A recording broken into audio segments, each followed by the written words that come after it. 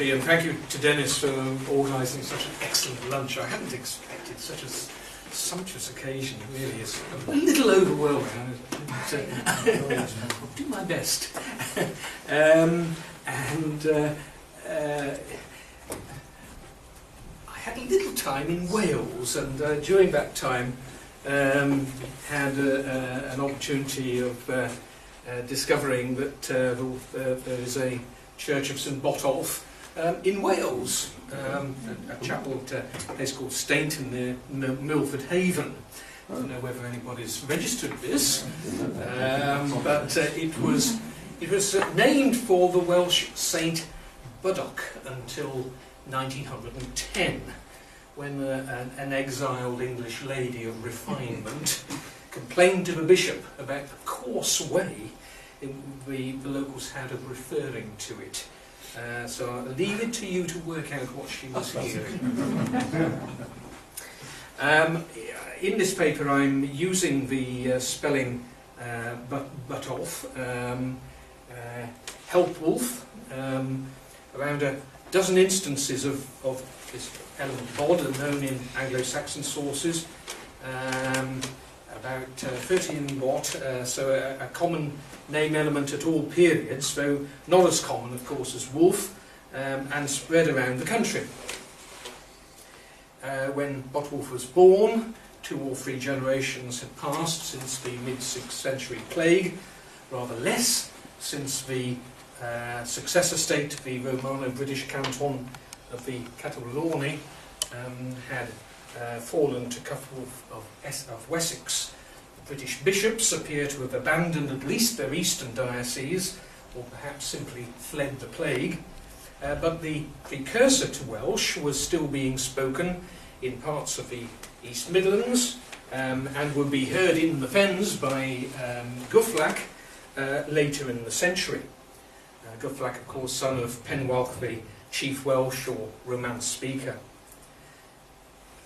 Later, in the same century as our patron, the ruler of Mercia, Pubba, the father of Penda, had a British name, perhaps descending from Latin publius, and in short, England had not yet uniformly adopted English speech and manners.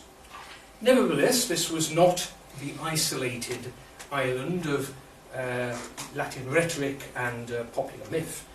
In the west of the island, the British bishops remained strong enough to reject the advances of the Italian Augustine, whose mission to the English-speaking rulers was now in its 13th year.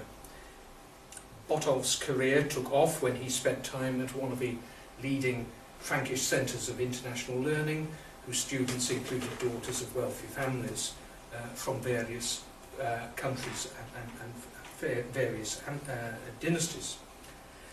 Later, from Wearmouth and Jarrow in the north, Abbot Shelfrid would visit Botolph at Ickенhoe to learn from his continental experience. Alongside Britain's links to the south, those across the North Sea had been strong from long before the Anglo-Saxon Adventus. John Blair's Ford Lectures last year, synthesising data from the avalanche of archaeology's so-called grey literature, revealed a corridor of trade and therefore wealth and ideas that linked East Anglia and Mercia. The international reach of that nexus is nowhere more vividly expressed than in the coins of account minted for Offa of Mercia about a century after Botwolf's death.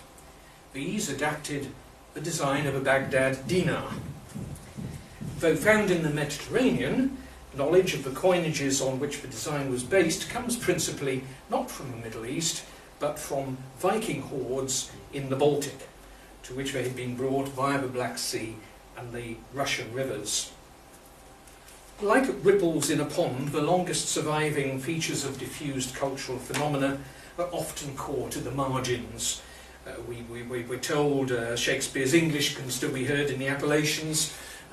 Indo-European linguistic survivals are evident in Ireland and the subcontinent. For the cult of Botwulf, attention to Scandinavia is amply repaid, for there it retains an importance long gone from his home region of East Anglia. There are 7 Botolf churches in mainland Denmark, concentrated in northern Jutland, and 1 on the Danish island of Bornholm. 3 in Scania, and the southern tip of modern Sweden, which was part of Denmark until the end of the Middle Ages, and the others further north, 4 in the rest of southern Sweden and 4 in Norway, close to the Swedish border. Suggestively, Botolf's name appears in several forms: Botolf, Bodolf, Bol, and Ru, with its Norwegian spelling there. As St. Botil, revered on the Danish island of Bornholm, Botwulf has changed his gender. This Romanesque church, regarded as a national treasure,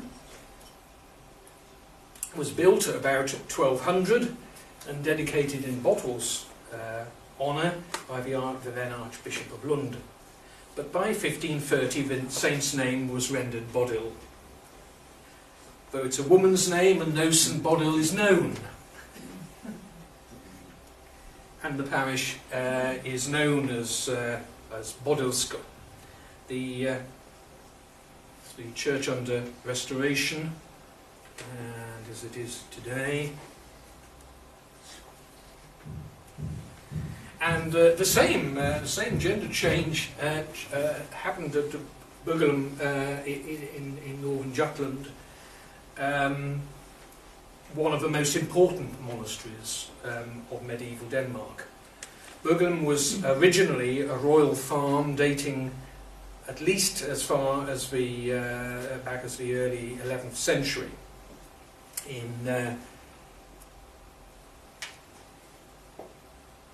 1086, King Canute IV, who's great nephew to our King Canute, Canute the Great, fled from his residence there when peasants revolted and burned it to the ground.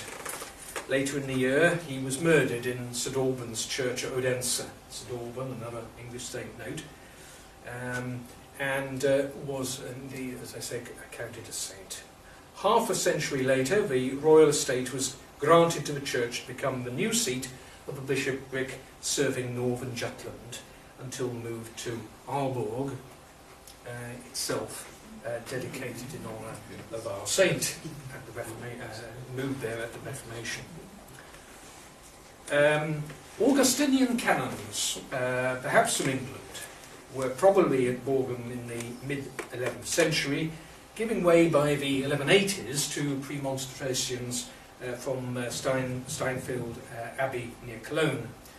Borgum, whose chapel remains today, serving as the local parish church, in turn became the mother house for all Premonstratensian monasteries in Scandinavia. The abbey quickly became prominent, perhaps with the help of royal patronage, and set up a seminary from where many noble families sent at least one of their sons to study. It was privileged too. In 1403, Pope Boniface IX allowed the canons to switch from their white habits to black, brown, or any dark colour, due to the abbey's being a place near the sea with frequent floods and resulting mud. And a few years later they were further allowed to wear undergarments to keep them warm. So, a noble church with royal origins, yet it forgot its patron saint's gender. Now, if Bodil was a pet form of Botwulf, as Bode, for example, is, well, it doesn't occur in reference lists. It rather suggests that the local community was somehow unconnected with their patron saint, which may seem puzzling and something to ponder. Christian missionaries, here is Botolph on the walls of a church at Tarby, with an Irish saint accompanying him, St Brandon, on his sea monster. Christian ministries probably arrived sometime in the 9th century, since Viborg and Aarhus both have evidence of Christian activity at about that time. In 948, Denmark was divided into dioceses, but adherents to the old gods put up a stiff resistance to the Christians, and permanent conversion of Denmark's rulers only happened under Svein Forkbeard at the beginning of the 11th century. His son, Canute the Great, having conquered England and succeeding to the Danish throne 2 years later, brought a new wave of missionaries to Denmark. Botolph's cult may have arrived earlier, given that the Danes of East Anglia, with the Danelaw, accepted Christianity by the end of the 9th century. However, it was during Canute's reign that the cult of Botolph most probably took root in Scandinavia. Botolph's Scandinavian masses, medieval masses, are significant in this regard. One of the main sets of lessons for the Mass is based on the life of St Botolph by Folkard, the acting abbot of Thorney from 1069, writing to include Adolf, Botolph's supposed brother, in the narrative. Adolf's relics Folkard had at Thorney. However, the Scandinavian versions refer only to Botolph, and as John Toy, the liturgist, has pointed out, this suggests that they stemmed from a now lost text which Folkard was using as his source. An office for Botolph in a breviary from the first half of the 13th century contains some proper antiphons and so on for Botolph, and readings from Gregory the Great's 9th homily on the parable of the talents. So perhaps Botolph was being put forward as the ideal steward. Well, again, one needs to think this out. This is a collect for St Botolph in the margin of a missal. In his John Toy, again, in his study of Scandinavian church calendars, which started around 1100, he has pointed out that Botolph was not only almost universal in these calendars, but maintained his place up to the Reformation with comparatively high liturgical grades.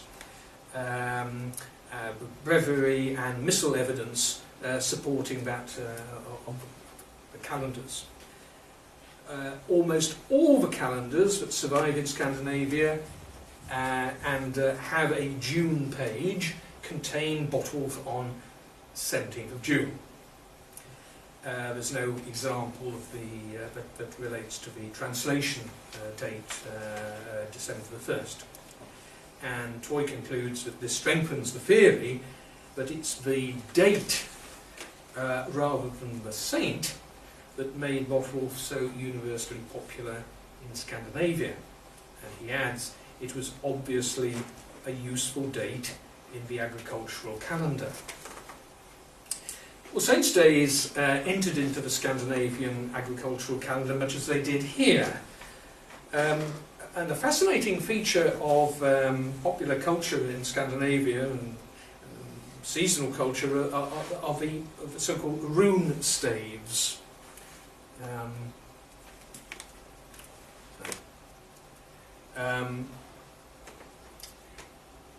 Here is the rune stave from Ostfold with June the 17th, Botolph's Mass, or Botolphsvam, noted here.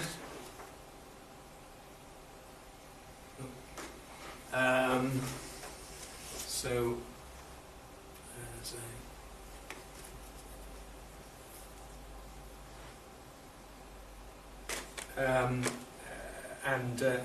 so Botolph is represented by our bishops closing. And then here is a Norwegian calendar from 1636. Golden numbers, feast days, occupations of the months, hours of light and darkness, a table with good and evil days. Like that. I feel some days are not so good, especially now the morning's becoming so dark.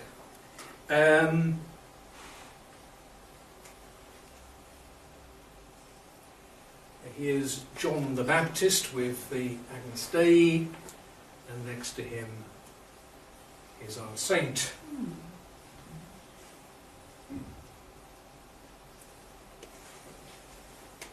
And then a third example of these rural calendars is the so-called South-esque prime staff, originating from Sweden, dated to about middle of the 18th century. And the drawing against June the 17th is a turnip. Why 17th? I'm not a runic expert, but no doubt somebody could tell us what he could transliterate for us. Botolph Mass was a holiday in Norway as late as the mid-19th century, and it was said one should not work on that day. In the late 13th century, the country's highest court, the Lortinget, opened on June the 17th, and farmers' law was that the coming week was a good one to work new land, to harrow fields which were to be left fallow. All roots and weeds would be easy to pull up and would later rot. And even now it is said that some farmers continue to work according to this tradition. Furthermore, it was the time of year when winter turnips were sown, hence the drawing of the turnip against St. Botolph's Day. And Botolph is known popularly in Scandinavia as the old turnip man. Sorry, what date is that, please? This one is 1756. It's the middle of the 18th century. What does this 45 represent? And that is merely a reference to the succession of feast days. There's an accompanying table which relates the number to the runic date, and then the mnemonic for the feast.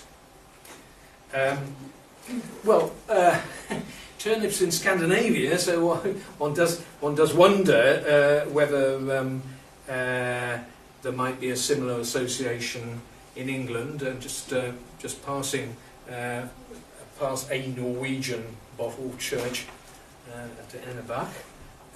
But it is interesting to notice that in Britain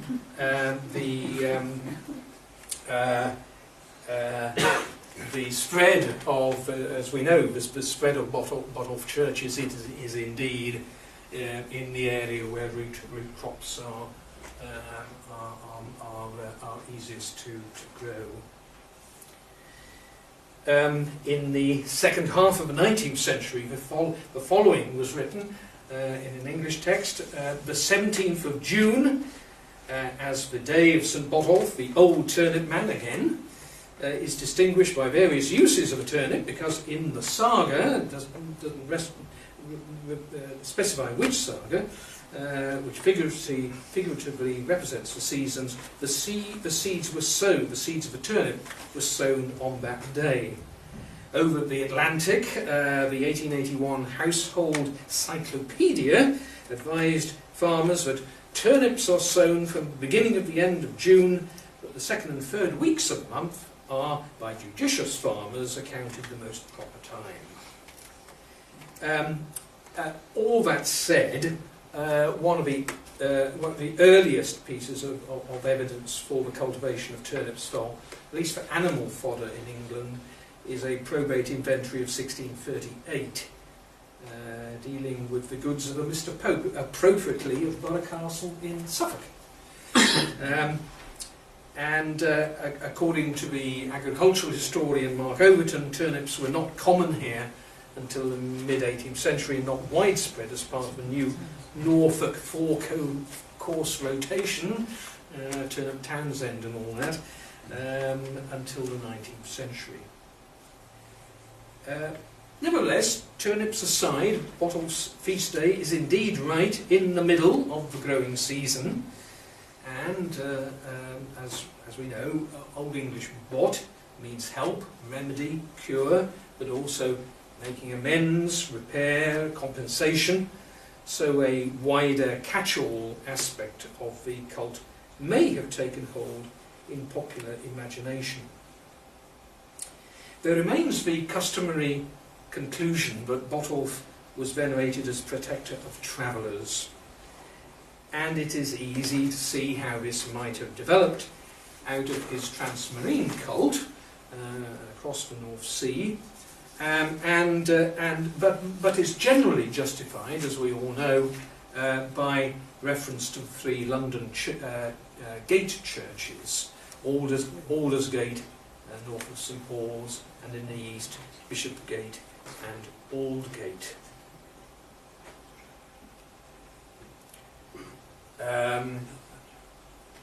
Much altered in the 18th century. Aldergate's thin parish stretches north along Aldersgate, where's St Paul's, stretching along thin parish, just taking in the properties either side of Aldersgate, and butting onto what was St Botolph's Priory, wrong say, St Bartholomew's Priory, on the edge of Smithfield.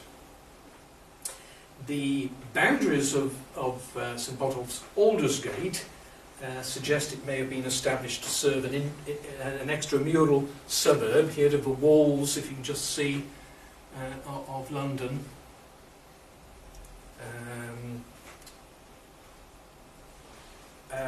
It may have grown up as an extramural suburb, in association with the meat market,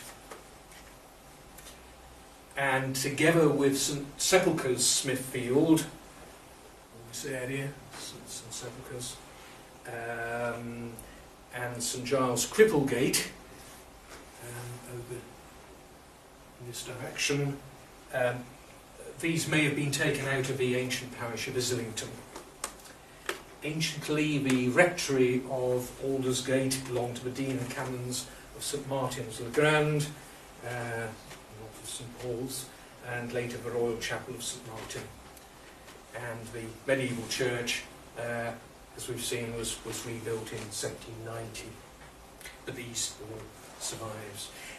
In contrast, Bishopsgate and Aldgate, as Bishopsgate and Aldgate, extend around the northeast and eastern flanks of the city to a very shallow depth of about half a mile. So here's Bishopsgate is here. Here is St Botolph's Aldgate, and the parishes meet around here and are long and thin and really extend no more than this property line there. This is Houndsditch, and the London Wall runs there. And so the two parishes combined, these long, thin parishes, almost look as if they're occupying some sort of cordon sanitaire. Aldgate parish ended where the Tower of London, here we are, we're just the edge of the Tower of London visible on that slide. Aldgate parish ended where the tower straddled the line of the wall, and so it might be guessed that its parish originally might reach the Thames. Records of the church at Bishopsgate only begin in the 14th century, but there's some hint of Saxon material which was discovered during the rebuilding in 1724. Intriguingly, in 1218, there's a reference to Bishopsgate's territoria et curia. So it's territory, its land, and its court. Aldgate was also rebuilt. There's Bishopsgate and Houndsditch.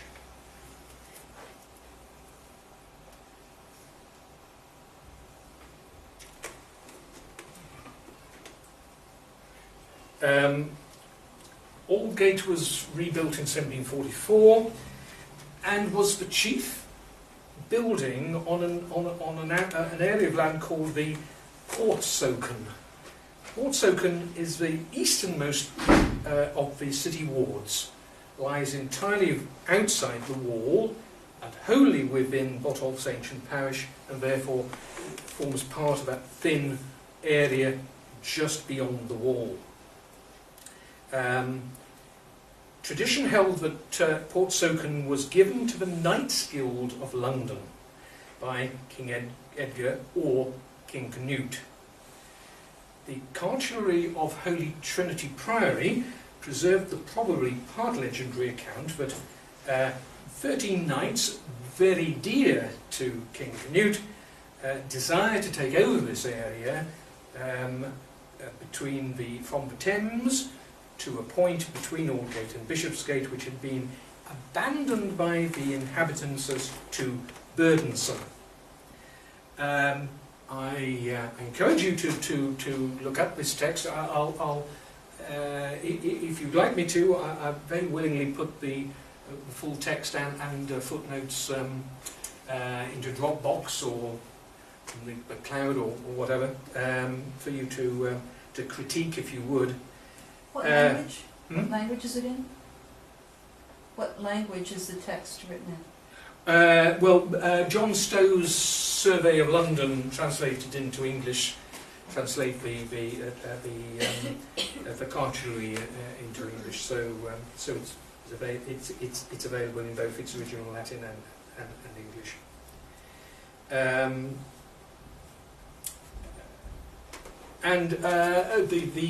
It's a wonderfully